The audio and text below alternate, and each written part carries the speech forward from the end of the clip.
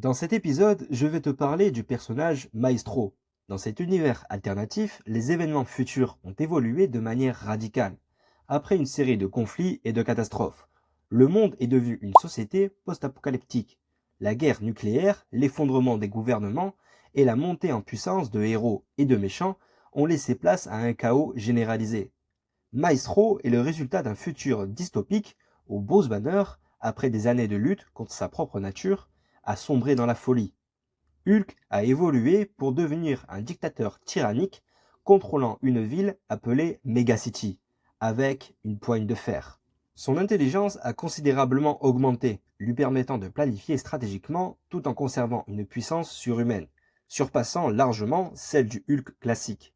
Une des rencontres mémorables est celle contre la version de classique de Hulk dans le comics Future Imperfect.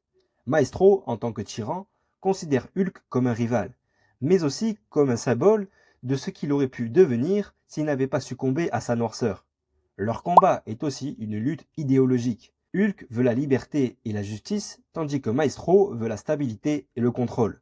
Il a aussi combattu les Avengers lors de leur confrontation. Maestro a démontré une puissance phénoménale. Par exemple, il a brisé le marteau de Thor d'un seul coup, détruit des bâtiments entiers d'un simple geste et utilise des stratégies militaires pour déjouer ses adversaires. Mais le plus intéressant avec lui, c'est qu'il possède des capacités de manipulation psychologique. Il peut faire apparaître des visions de leur passé ou de leur peur profonde, ce qui déstabilise temporairement ses adversaires.